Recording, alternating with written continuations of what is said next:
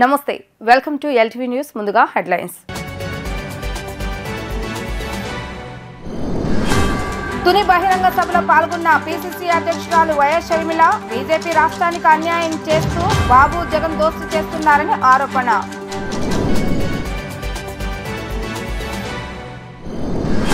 మంగళగిరిలో మాజీ హోంమంత్రి మేకతోటి సుచరితకు నిరసన తెగ, ఆమె వాహనాన్ని అడ్డుకున్న టీఎన్ఎస్ఎఫ్ నిరుద్యోగ జేఏసీ నేతలు.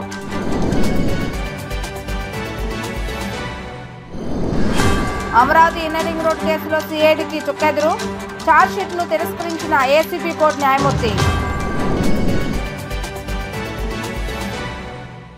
యువతలో క్రీడా నైపుణ్యాలను పెంపొందించడానికి ఆడదాం ఆంధ్ర పోటీలకు సీఎం వైఎస్ జగన్మోహన్ రెడ్డి శ్రీకారం చుట్టారని మంత్రి ఆర్కే రోజా చెప్పారు. ఆడదాం ఆంధ్ర అనేది అందరి ఆట, యువత భవిష్యత్తుకు బంగారు బాట అని కొనియాడారు. యువ ఆటగాళ్లలో దాగి ఉన్న టాలెంట్ను వెలికితీసే వేట అన్నారు. ఆడదాం ఆంధ్ర రాష్ట్ర స్థాయి క్రీడా పోటీలు విశాఖ వేదికగా శుక్రవారం అట్టహాసంగా ప్రారంభమయ్యాయి. రాష్ట్రంలో 26 జిల్లాల నుంచి విచ్చేసిన క్రీడాకారులు, అధికారులు, రాజకీయ ప్రముఖుల సమక్షంలో బెలూన్లు ఎగరవేసి రాష్ట్ర పర్యాటక క్రీడల శాఖ మంత్రి ఆర్కే రోజా వీటిని ప్రారంభించారు. ఈ కార్యక్రమంలో ముందుగా SAAP chairman Byreddy Siddharth Reddy, sports principal secretary Pradyumna, SAAP MD Dhyanchand, collector doctor A Mallikarjuna ఇతర అధికార రాజకీయ ప్రముఖులతో కలిసి జాతీయ పతాకాన్ని, సాప్ పథకాన్ని ఆవిష్కరించి గౌరవ వందనం సమర్పించారు. క్రీడాకారులందరితో ప్రతిజ్ఞ చేయించారు. సాప్ అధికారులు రూపొందించిన ప్రత్యేక ప్రకటనను చదవటం ద్వారా ఆడదాం ఆంధ్ర రాష్ట్ర స్థాయి పోటీలు క్రీడాకారుల కేరింతల మధ్య విశాఖ రైల్వే మైదానంలో మంత్రి రోజా ప్రారంభించారు. అనంతరం అధికారులతో కలిసి 26 జిల్లాల నుంచి విచ్చేసిన క్రీడాకారులను పరిచయం చేసుకున్నారు. క్రీడాకారులను ఉద్దేశించి మంత్రి మాట్లాడారు.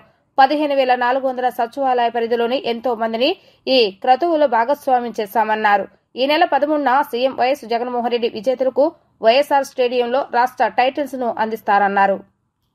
ఆడుదాం ఆంధ్ర ఈరోజు వైజాగ్ లో రాష్ట్ర స్థాయి పోటీలు ప్రారంభమయ్యాయి. సో సచివాలయ స్థాయి నుంచి రాష్ట్ర స్థాయి వరకు క్రీడాకారులందరూ కూడా పోటీ పడి ఆడి ఈరోజు ఈ స్థాయికి రావడం చాలా సంతోషంగా ఉంది. యువతకి క్రీడల పట్ల ఆసక్తి, అవగాహన పెంచడమే కాకుండా హెల్తీ లైఫ్ స్టైల్ని అలవాటు చేయాలన్న ఉద్దేశంతో ఈ ఆడుదాం ఆంధ్ర అనే ఒక కార్యక్రమాన్ని రూపుదిద్ది దాదాపుగా 120 కోట్లని దీనికోసం కేటాయించి కాన్స్టిట్యున్సీ స్థాయిలో, జిల్లా స్థాయిలో ఇప్పటికే గెలిచిన వాళ్ళందరికీ కూడా క్యాష్ ప్రైజ్తో పాటు మెడల్స్ ఇవ్వడం మీరు అందరూ కూడా గమనించారు. అలాగే సచివాలయ స్థాయి నుంచి బేసిక్ కిట్స్, టీషర్ట్స్, క్యాప్స్ ఇవ్వడమే కాకుండా నియోజకవర్గ స్థాయి నుంచి ప్రొఫెషనల్ కిట్స్, టీషర్ట్స్, క్యాప్స్తో పాటు మెడల్స్, ప్రైజ్ మనీ కూడా ఇవ్వటం మీరు గమనించారు.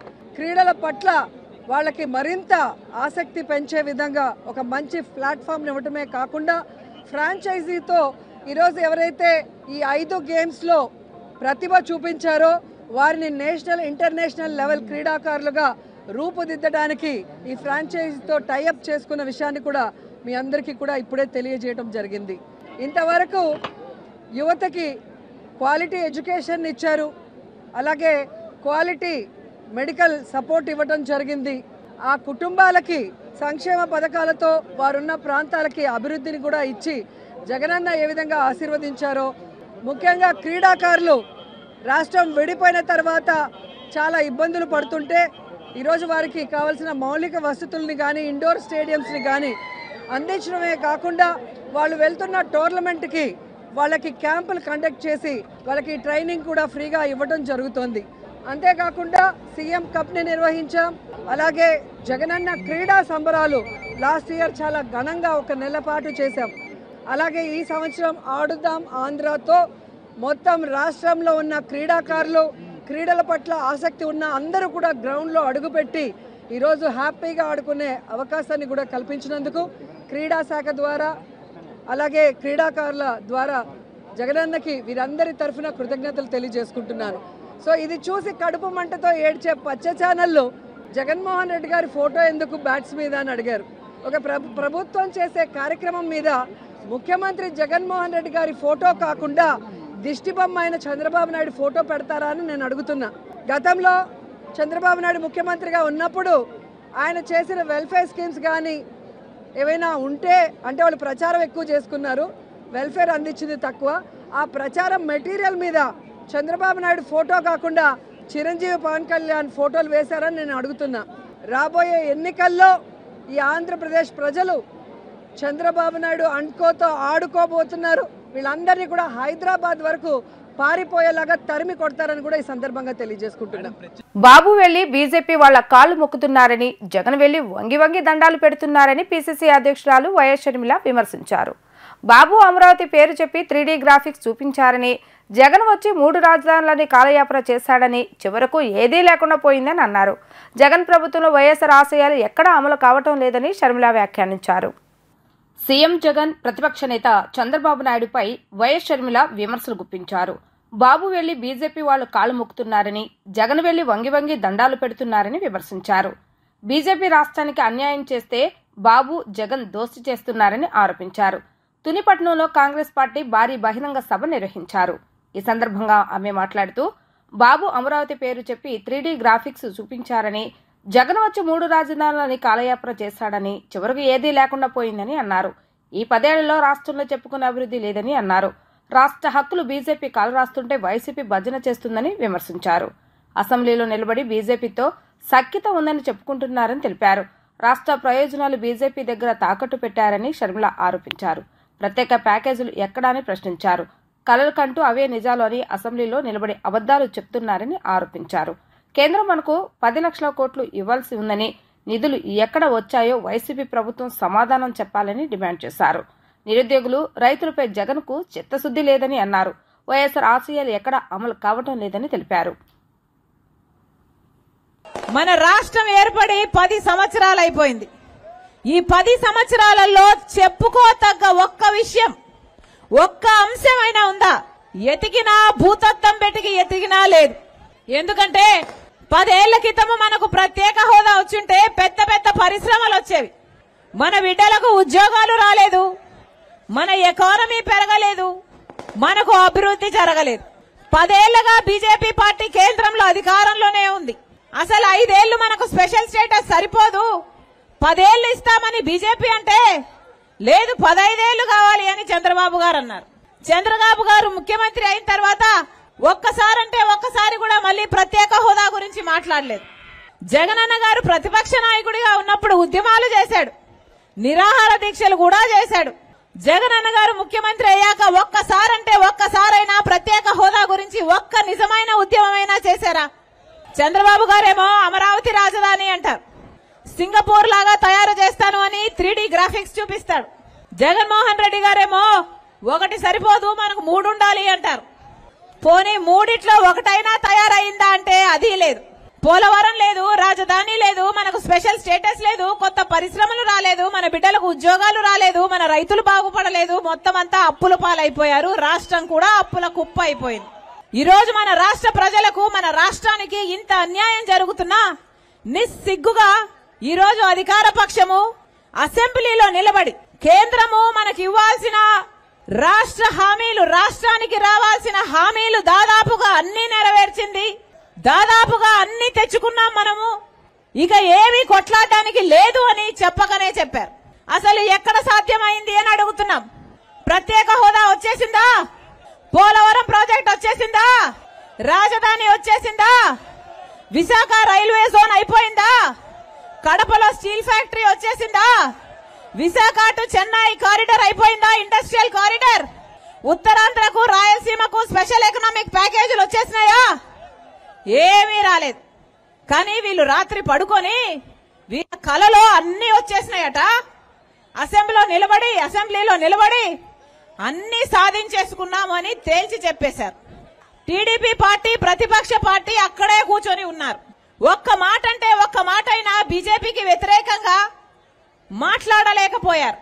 ఇక్కడ అర్థం చేసుకోవాల్సిన విషయం ఏమిటంటే, చంద్రబాబు గారు గొప్పగా చెప్పుకుంటున్నారు కదా, నాకు 40 ఏళ్ల అనుభవం ఉంది అని. దేనికి సార్ 40 ఏళ్ల అనుభవము? మీకు కనీసం మన రాష్ట్రానికి రావాల్సిన హక్కులు, ప్రత్యేక హోదా, పోలవరం, రాజధాని ఎందుకు రాలేదు అని అడగలేని ఈ 40 ఏళ్ల అనుభవం దేనికి సార్? ఒక పక్కేమో పాలకపక్షం బేషరతుగా నిస్సిగ్గుగా అబద్దాలు చెప్పుకుంటూనే పోతుంది, ఇంకో పక్కేమో ప్రతిపక్షం వాళ్లకు భజన పాడుతున్నారు. ఎందుకంటే బీజేపీ పార్టీ ఈ రెండు పార్టీలను ఆడిస్తుంది కాబట్టి. ఇటు వైసీపీకి బీజేపీ కావాలి, తెలుగుదేశం పార్టీకి బీజేపీ కావాలి. బీజేపీ పార్టీ మాత్రం ఇద్దరితో డువెట్లు పాడుతుంది. ఇది మన రాష్ట్రంలో జరుగుతుంది. ఈ రోజు మనకు మళ్ళీ ప్రత్యేక హోదా రావాలి అంటే అది ఒక్క కాంగ్రెస్ పార్టీ వల్ల మాత్రమే సాధ్యం. రాహుల్ గాంధీ గారు చెప్పిన మాట, తాను ప్రధానమంత్రి అయిన రోజున మొట్టమొదట సంతకం ఆంధ్రప్రదేశ్ కు ప్రత్యేక హోదా ఫైలు మీదనే సంతకం పెడతానని చెప్పాడు. ఆ మాట పట్టుకుని రాజశేఖర్ రెడ్డి బిడ్డ ఈ రోజు ఇక్కడ నిలబడి ఉంది. మీరు నమ్మండి, రాజశేఖర్ రెడ్డి బిడ్డ మీకు మాటిస్తుంది. ప్రత్యేక హోదా రావాలి అంటే మళ్ళీ కాంగ్రెస్ పార్టీ అధికారంలోకి రావాలి. కాంగ్రెస్ పార్టీ అంటే రాజశేఖర్ రెడ్డి గారి పార్టీ, మీ పార్టీ, మన పార్టీ. మళ్ళొక్కసారి అవకాశం ఇవ్వండి, మళ్ళొక్కసారి కాంగ్రెస్ పార్టీని ఆదరించండి, మళ్ళొక్కసారి ఆశీర్వదించండి. రాజశేఖర్ రెడ్డి బిడ్డ మీకు మాటిస్తుంది, మళ్ళీ రాజశేఖర్ రెడ్డి సంక్షేమ పాలన మీ చేతుల్లో పెడతానని మీ రాజశేఖర్ రెడ్డి బిడ్డ మీకు మాటిస్తుంది. జగన్ చంద్రబాబు నాయుడు ప్రధాని మోడీని ప్రసన్నం చేసుకోవటానికే హస్తిన బాట పట్టారని కాంగ్రెస్ సీనియర్ నాయకుడు కేవీపీ రామచంద్ర ఆరోపించారు. బీజేపీతో ఎందుకు కలవాలనుకుంటున్నారో రాష్ట్ర ప్రజలకు చంద్రబాబు నాయుడు స్పష్టం చేయాలని డిమాండ్ చేశారు. సీఎం జగన్ అవినీతికి ప్రధాని మోడీ సహకరిస్తున్నారని కేవీపీ ఆరోపించారు. సీఎం జగన్మోహన్ రెడ్డి ప్రతిపక్ష నాయకుడు చంద్రబాబు నాయుడు ఢిల్లీ పర్యటనపై కాంగ్రెస్ సీనియర్ నాయకుడు కేవీపీ రామచంద్ర పలు ప్రశ్నలు సంధించారు. విజయవాడలో ఆంధ్రరత్న భవన్లో ఆయన మీడియాతో మాట్లాడుతూ వీరిద్దరూ ఎందుకు ఢిల్లీ వెళ్లారని సూటిగా ప్రశ్నించారు. రాష్ట్ర ప్రయోజనాల కోసమా, స్వప్రయోజనాల కోసమా అంటూ నిలదీశారు.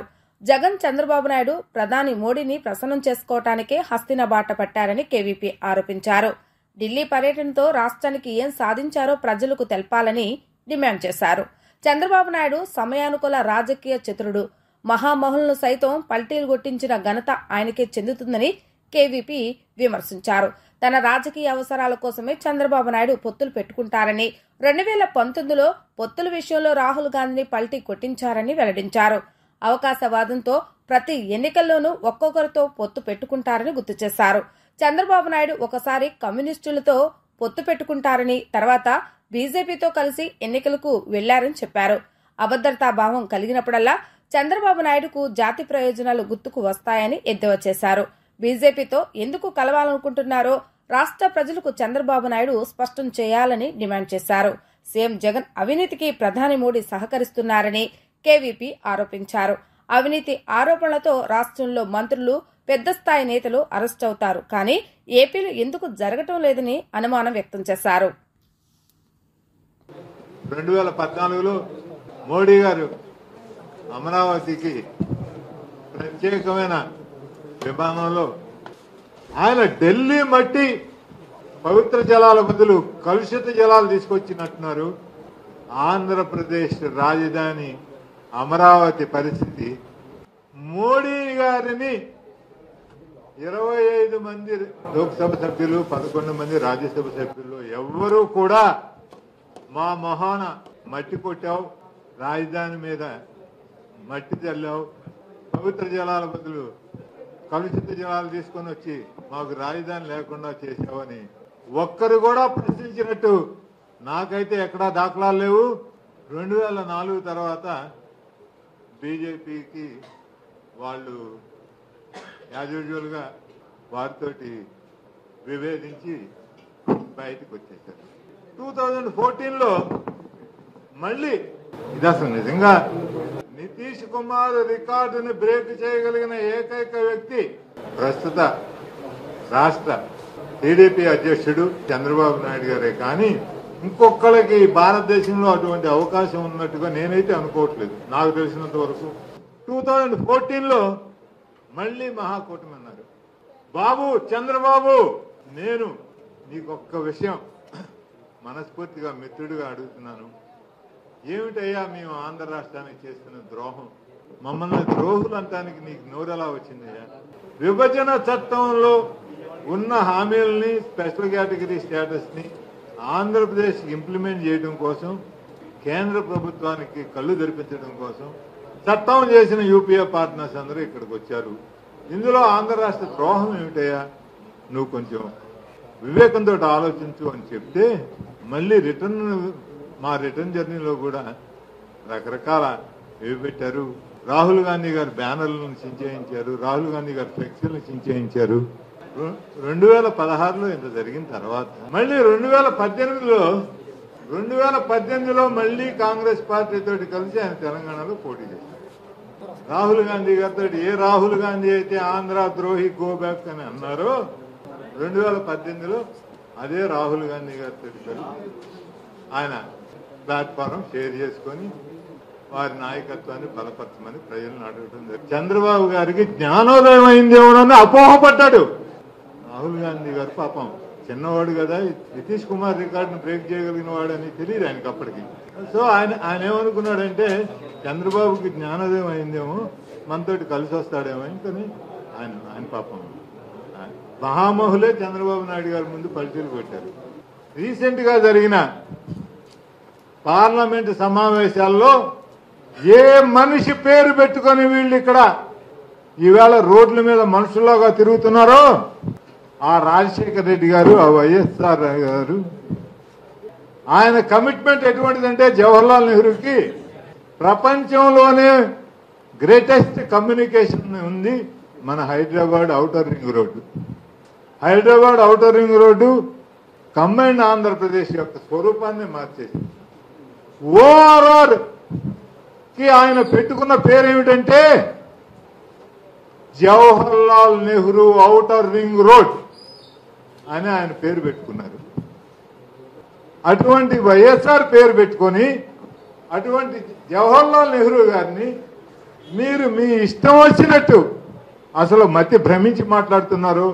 బీజేపీ వాళ్ళు కూడా సిగ్గుపడేటట్టు నెహ్రూ గారిని ఇన్ని మాట్లాడటానికి వీలుందా అని వాళ్ళు కూడా నేర్చుకునేటట్టుగా వైఎస్ఆర్సీపీ వారు జవహర్లాల్ నెహ్రూ గారి గురించి మాట్లాడితే మరి ఎవరు చరిత్రను మర్చిపోతున్నారో, ఎవరు చరిత్రను తప్పుదారి పట్టిస్తున్నారో, ఎవరు చరిత్ర గురించి పాఠాలు నేర్చుకోవట్లేదో నాకైతే అర్థం కావట్లేదు. చరిత్ర మిమ్మల్ని క్షమిస్తుందా? మిమ్మల్ని మీరు ఒకసారి ఆత్మ పరిశీలన చేసుకోమని నేను కోరుకుంటున్నాను. వాలంటీర్లు చేస్తున్న బీసీ కులగణనకు విశ్వసనీయత, చట్టబద్ధత ఉంటుందని జగన్ చెప్పగలడా అని మాజీ మంత్రి కొల్లు రవీంద్ర నిలదీశారు. బీసీలను మరోసారి వంచి ఎన్నికల్లో లబ్ధి పొందటానికే హడావుడిగా కేంద్రంతో సంప్రదించకుండా జగన్ కులగణనకు శ్రీకారం చుట్టాడని మండిపడ్డారు. బీసీలకు రాజ్యాంగపరంగా స్థానిక సంస్థలు దక్కాల్సిన 16,000కు పైగా పదవులు దక్కకుండా చేసిన జగన్ కులగణనతో వెనుకబడిన వర్గాలను ఉద్ధరిస్తాడా అని ఆయన ప్రశ్నించారు. మంగళగిరిలోని పార్టీ కేంద్ర కార్యాలయంలో మాజీ మంత్రి కొల్లు రవీంద్ర మీడియాతో మాట్లాడుతూ చంద్రబాబు నాయుడు బీసీలకు అమలు చేసిన సంక్షేమ పథకాలు రద్దు చేసిన పెద్ద మనిషి కులగణనతో వారికి ఆదుకుంటాడా అని ఆక్షేపించారు. చంద్రబాబు నాయుడు ముఖ్యమంత్రిగా ఉన్నప్పుడే బీసీ కులగణనపై అసెంబ్లీలో తీర్మానం చేసి ఆ ప్రతిపాదనను కేంద్ర ప్రభుత్వానికి పంపారని కొల్లు గుర్తు చేశారు. బీసీలకు ప్రత్యేక సబ్ను ఏర్పాటు చేసి మొత్తం బడ్జెట్లో 26% నిధులు బీసీల సంక్షేమానికి వెచ్చించాలని కోరారని తేల్చి చెప్పారు. బీసీ కమిషన్కు రాజ్యాంగ ప్రతిపత్తి కల్పించాలని, కేంద్ర ప్రభుత్వ ఉద్యోగాలలో బీసీలకు రిజర్వేషన్లు అమలు చేయాలని కోరామన్నారు. చంద్రబాబు నాయుడు ప్రతిపాదనపై ముఖ్యమంత్రి హోదాలో జగన్ ఒక్కసారి కూడా కేంద్ర ప్రభుత్వంతో ఎందుకు మాట్లాడలేదని ఆయన ప్రశ్నించారు.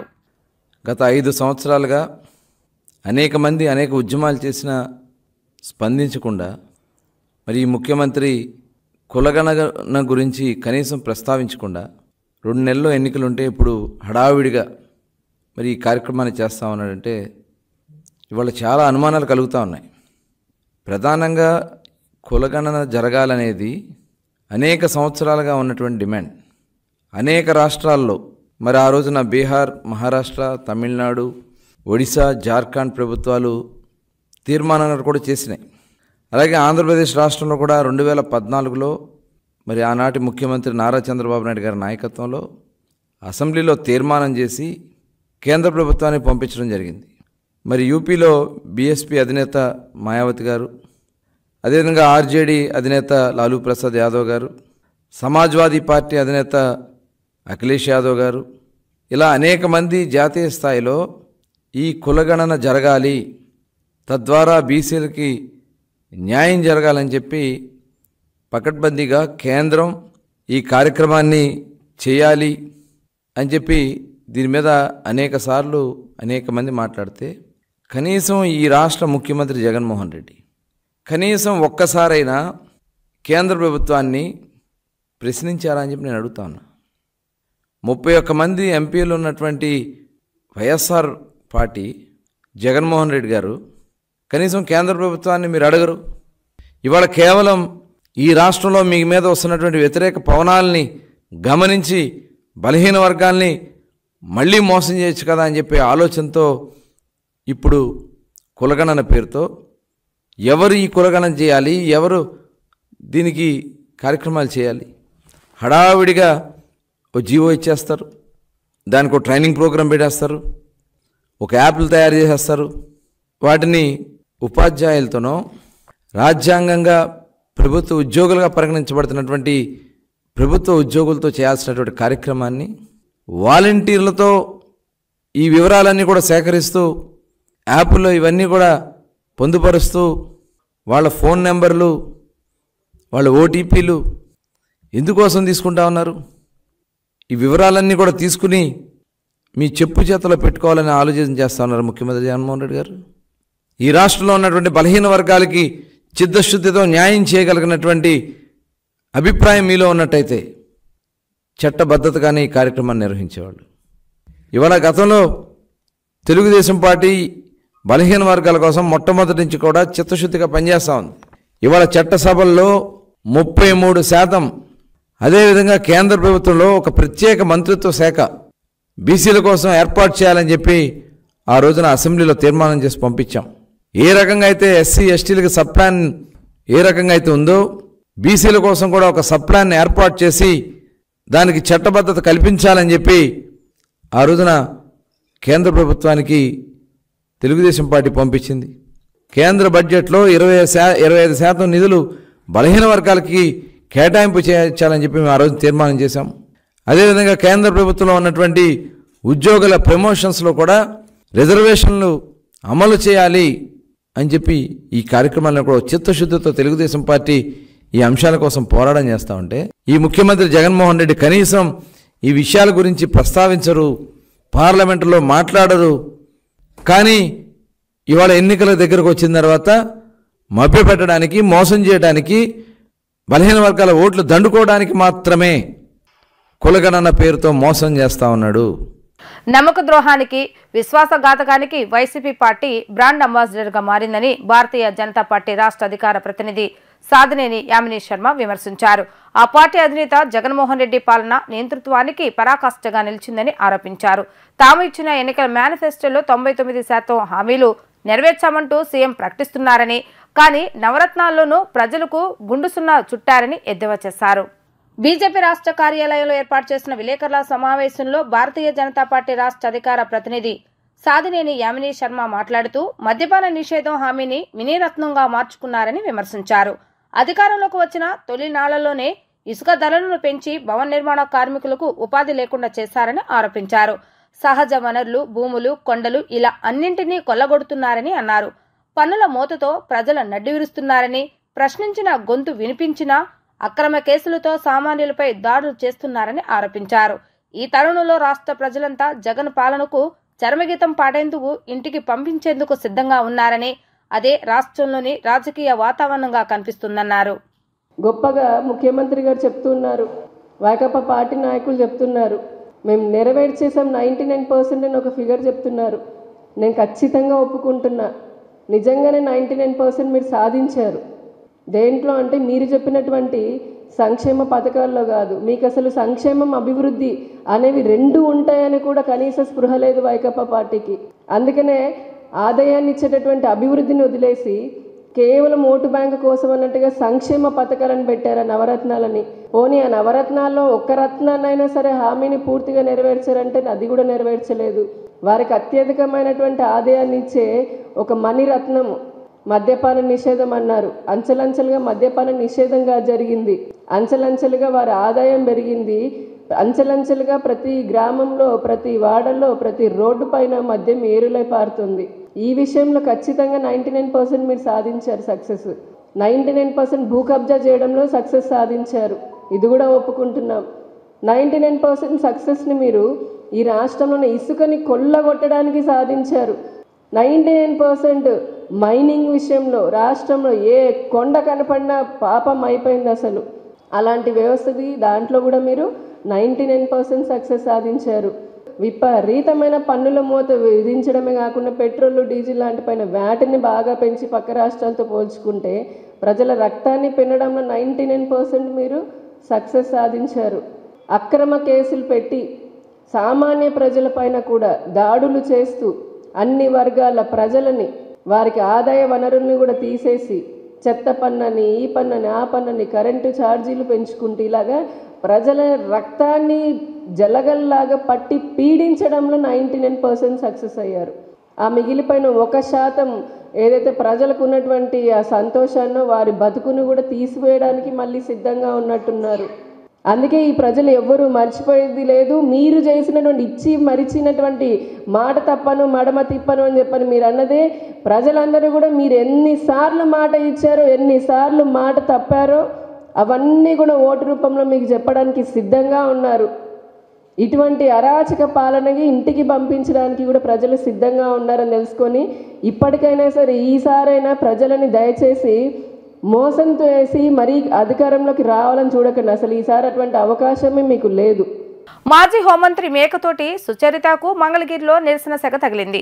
ఎమ్మెల్యే సుచరిత వాహనాన్ని తెలుగు యువత టీఎన్ఎస్ఎఫ్ నిరుద్యోగ జేఏసీ నాయకులు అడ్డుకున్నారు.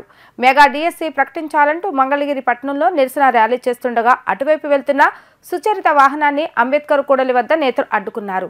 వాహనాన్ని అడ్డుకొని తెలుగు యువత టీఎన్ఎస్ఎఫ్ నాయకులు నినాదాలు చేశారు. వాహనం ఆపకుండా సుచరిత వెళ్లిపోయారు.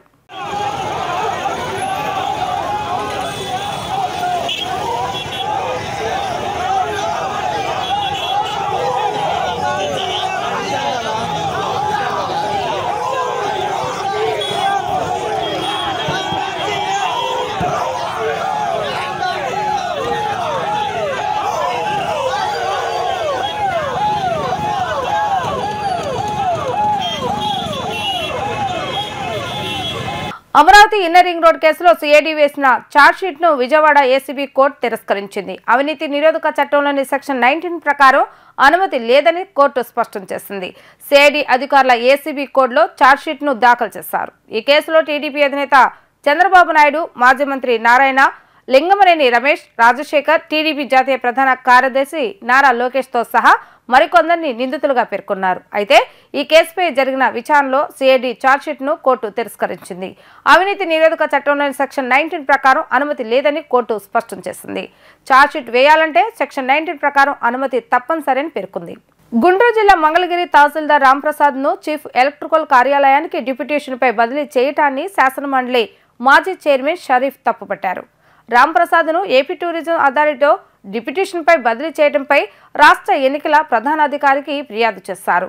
మంగళగిరిలోని టీడీపీ కేంద్ర కార్యాలయంలో ఏర్పాటు చేసిన విలేకరుల సమావేశంలో శాసనమండలి మాజీ చైర్మన్ షరీఫ్ మాట్లాడుతూ రాంప్రసాద్ తహసీల్దార్గా 2019 ఎన్నికల సమయంలో ఎన్నికలకు సంబంధించిన వ్యవహారాలు చూశారని, ఆ సమయంలో వైఎస్ఆర్సీపీకి అనుకూలంగా పనిచేసి ఎన్నికల నియమావళిని యథాచ్ఛగా ఉల్లంఘించారని ఆరోపించారు. మంగళగిరికి చెందిన తెలుగుదేశం నాయకులు, కార్యకర్తలు రాంప్రసాద్ వ్యవహారంపై గతంలో అభ్యంతరాలు తెలిపారని గుర్తు చేశారు. సిఐడిఏ పరిధిలో అమరావతి రైతులపై అక్రమ కేసులు పెట్టడంలో రాంప్రసాద్ కీలకంగా వ్యవహరించారని షరీఫ్ లేఖలో పేర్కొన్నారు. ఇలాంటి నేపథ్యం ఉన్న వ్యక్తిని రాష్ట్ర ప్రధాన ఎన్నికల అధికారి కార్యాలయంలో పనిచేసేందుకు నియమించడం దుర్మార్గమని ధ్వజమెత్తారు. రాంప్రసాద్ డిప్యూటేషన్ను వెంటనే రద్దు చేసి ఎన్నికల విధుల నుంచి తప్పించాలని డిమాండ్ చేశారు. మెగా డిఎస్సీ ప్రకటించాలంటూ మంగళగిరి పట్టణంలో తెలుగు యువత, టీఎన్ఎస్ఎఫ్ నిరుద్యోగులు, తెలుగు యువత నాయకుల నిరసన ర్యాలీ నిర్వహించారు. మంగళగిరి గాంధీ చౌక్ నుండి అంబేద్కర్ కూడలి వరకు జగన్కు వ్యతిరేకంగా నినాదాలతో ప్లకార్డులు ప్రదర్శిస్తూ నిరసన చేపట్టారు.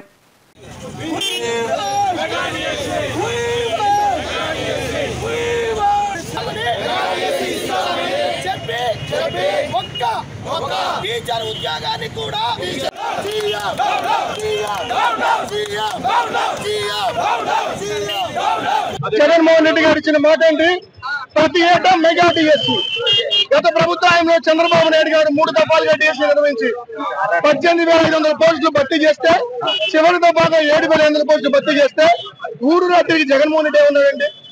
ఈ పెద్ద మనిషి 7,500 పోస్టులు భర్తీ చేశాడు. నేను అధికారంలో రాగానే 23,000 పోస్టులు భర్తీ చేస్తానన్నారు. ఆ సంఖ్య ఇప్పుడు 55,000కి అయింది 5 ఏళ్లలో. ఆ డిఎస్సీ ఊసి ఎత్తకుండా ముఖం చాటేసి ఎన్నికలు వస్తున్నాయని చెప్పి ఈ కేబినెట్ సమావేశంలో తీర్మానించి అసెంబ్లీలో ప్రవేశపెట్టిందండి 6,100 పోస్టులు ఏ మూలకు వస్తాయి? ఈ రోజు మీరు చేసిన నోటిఫికేషన్ జాప్యం వల్ల ఎంతో మంది తమ వయో పరిమితిని కోల్పోయి డిప్రెషన్కి వెళ్ళిపోయి ఆత్మహత్యం చేసుకున్నారు. మీరు కనుక డిఎస్సీ ఇవ్వాలా, యుద్ధ ప్రాతిపదికన పోస్టులు పట్టించాలి. అలాగే గ్రూప్ 1 వయో పరిమితి పెంపు విషయం కానీ, అలాగే వాళ్ళకి కనీసం 70 రోజులే సమయం ఇచ్చి 2 సబ్జెక్టులు పెంచావు. వాళ్ళు ఎప్పుడు చదువుకోవాలా, ఎప్పుడు వాళ్ళు ఉత్తీర్ణులు కావాలా? నిరుద్యోగులు పట్టగొట్టేందుకు వాళ్ళ జీవితాలు నాశనం చేసుకుని ఆడుతున్న డ్రామాగా ఏపీ యువత విద్యార్థుల కంపవిస్తాం. మెగా డిఎస్సీ రిలీజ్ చేస్తానని చెప్పేటువంటి వ్యక్తి డిఎస్సీతో సరిపెట్టుకోవడం జరిగింది. దానికి కూడా అనేకమైన షరతులతో విద్యార్థి లోకాలని, నిరుద్యోగుల్ని ఇబ్బంది పెట్టే విధంగా 6,100 ఉద్యోగాలను రిలీజ్ చేయడం జరిగింది. దానిని నిరసిస్తూ మంగళగిరి నియోజకవర్గ తెలుగు యువత, టిఎన్ఎస్ఎఫ్, రాష్ట్ర నిరుద్యోగ జేఏసీ అందరం కూడా కలిసి మంగళగిరిలో ప్రతిజ్ఞా కార్యక్రమం, భారీ నిరసన ర్యాలీలు చేయడం జరిగింది. దీని మూలంగా జగన్మోహన్ రెడ్డి ఇప్పటికైనా నీ తప్పు తెలుసుకొని మెగా డిఎస్సీని రిలీజ్ చేయాలి. లేదంటే రాబోయే ఎలక్షన్ లో నెల రోజుల్లోనే నిరుద్యోగులు, తెలుగుదేశం పార్టీ నాయకులు, కార్యకర్తలతో కలిసి నీకు బుద్ధి చెప్పి నేను గద్దె దిచ్చే రోజుల దగ్గర ఉన్నాయని చెప్పి తెలియజేస్తా ఉన్నాం. వార్తలు ముగించే ముందు హెడ్లైన్స్ మరొకసారి.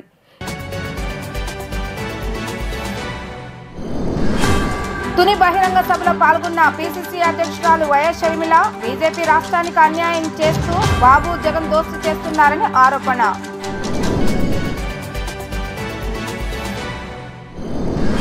మంగళగిరిలో మాజీ హోంమంత్రి మేకతోటి సుచరితకు నిరసన తెగ, ఆమె వాహనాన్ని అడ్డుకున్న టిఎన్ఎస్ఎఫ్ నిరుద్యోగ జేఏసీ నేతలు.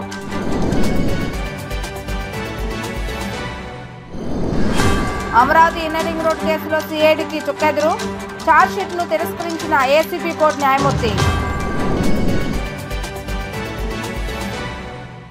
ఇవి ఈరోజు వార్తా విశేషాలు. మళ్ళా తిరిగి ప్రసారమైన వార్తలు మళ్ళీ కలుద్దాం. అంతవరకు సెలవు. నమస్కారం.